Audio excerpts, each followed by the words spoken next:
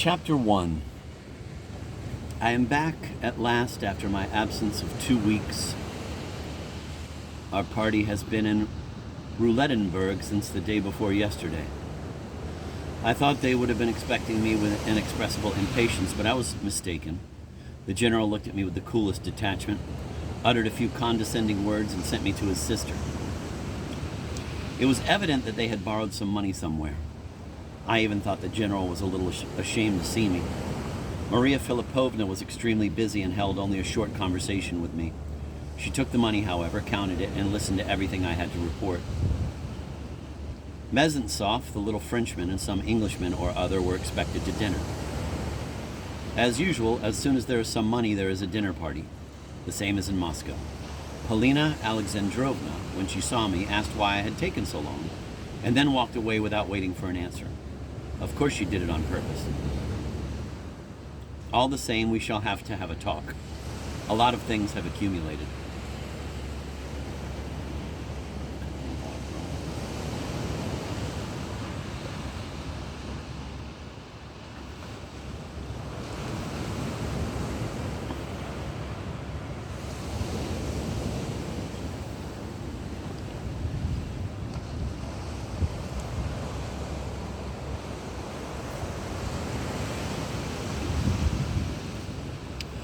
I have been allotted a little room on the 3rd floor of the hotel.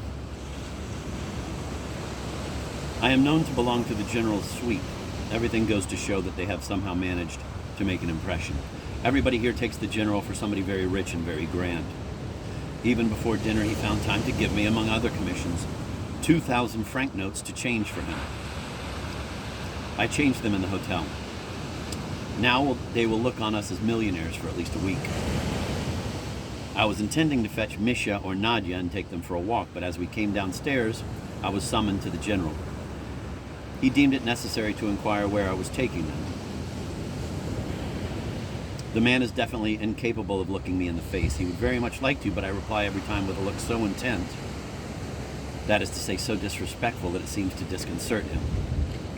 He gave me to understand in a highly pompous speech, piling one sentence on top of another and finally getting into a complete muddle, that I must take the children for their walk somewhere in the park as far as possible from the railway station. In the end, he quite lost his temper and added abruptly, "Otherwise, perhaps you will be taking them into the station, to the roulette tables.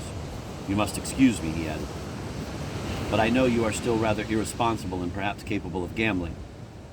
In any case, although I am not your mentor and have no desire to play the part, I have at least the right to desire you not, so to speak, to compromise me."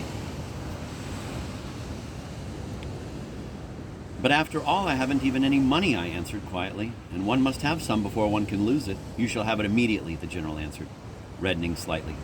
He rummaged in his desk and consulted a notebook, and it turned out that he owed me about 120 rubles.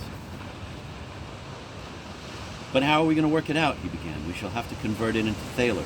Here, take 100 thalers. It's a round figure, and the rest won't be lost, of course." I took the money without speaking. "Please don't take offense at what I said. You are so touchy. If I passed a remark, I was only, so to speak, putting you on your guard, and of course I really have some right to do so." As I was returning home with the children before dinner, I met a positive cavalcade. Our party were on their way to see some ruins or other. 2 splendid carriages, magnificent horses. Mademoiselle Blanche in one carriage with Maria Filipovna and Polina, the Frenchman, the Englishman, and our general all on horseback. The passers-by stopped to watch. It made a sensation, but it won't do the general any good. I calculated that with the 4,000 francs I had brought, added to what they had evidently contrived to borrow, they now had 7,000 or 8,000 francs. That is not enough for Mademoiselle Blanche.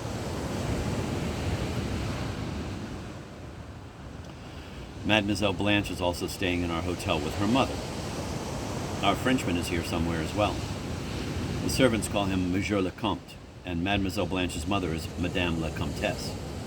Well, perhaps they really are a Comte and a Comtesse.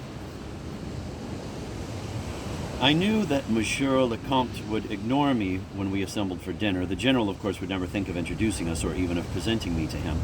And Monsieur le Comte has been to Russia and knows what they call an Uchtetel is very small fry there. He knows me very well all the same, but I must admit that I appeared at dinner unbidden. I think the general had forgotten to make the arrangements, otherwise he would have sent me to dine at the table d'hôte. I appeared of my own accord, and the general looked at me disapprovingly. Good Maria Filipovna at once told me where to sit, but it was the meeting with Mr. Astley that saved me, and I proved to belong to the party willy-nilly.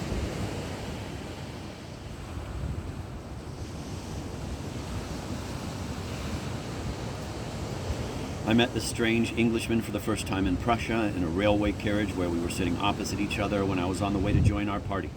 Afterwards, I ran into him going to France and finally in Switzerland. That was twice during the past fortnight. And now I suddenly encountered him in Roulettenberg. I have never met so shy a man in my whole life. He is so shy as to seem stupid. And of course he is himself well aware of this because he is in fact not stupid at all.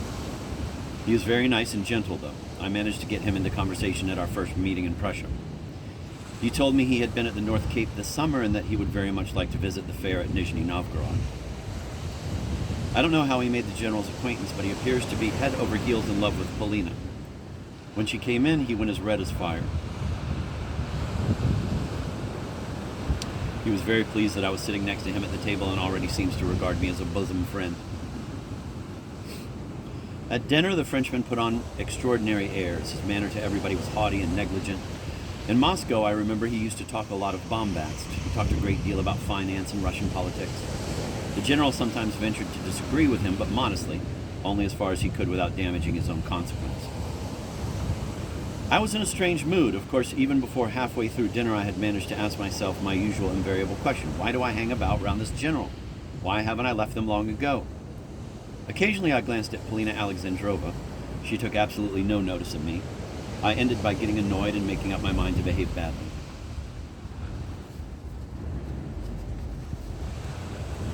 I began by loudly joining in other people's conversation. Suddenly, unasked, and without any excuse. What I chiefly wanted was to quarrel with the Frenchman. I turned to the general and remarked very loudly and clearly, interrupting him, I think, that it was almost completely impossible for Russians to dine at a table d'hôte this summer. The general gazed at me with astonishment.